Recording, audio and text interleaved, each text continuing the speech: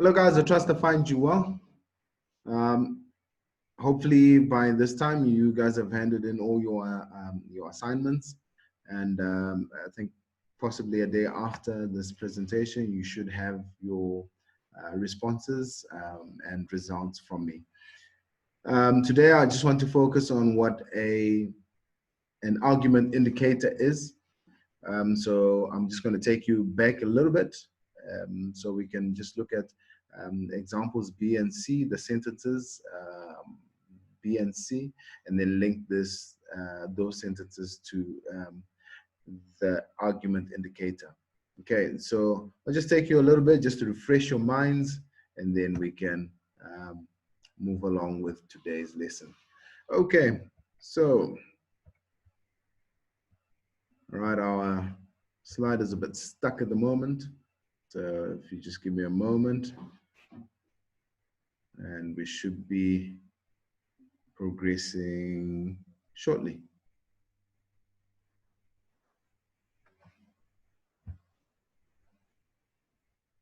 Okay, I'm just gonna check. Okay, there we go. All right, so argument indicator. All right, just to take you back a little bit and we'll bring all of this together. All right, once a claim has at least one reason to go with it, then it is a conclusion, as it provides a justification for us to accept something which others might disagree. Okay, both B and C do this as follows. Conclusion B, you had the internet is a good thing, and the reason is it connects people. So there's one reason that has been provided for the claim, and so that becomes a conclusion. Conclusion C, the internet is a bad thing. The reason there was it forces us to share information about ourselves with others.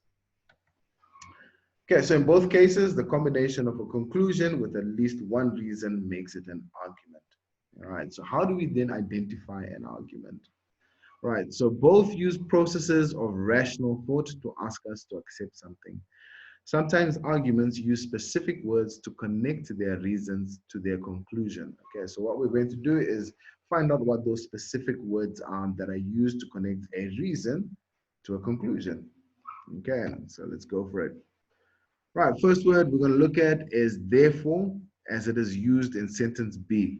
The internet connects people, therefore it is a good thing.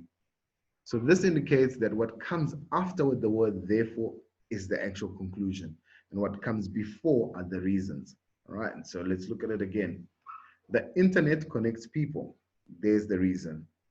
Therefore, it is a good thing. The conclusion is it is a good thing. So the word that is connecting the reason and the claim to come to this conclusion is, or rather the reason and the conclusion is the word therefore.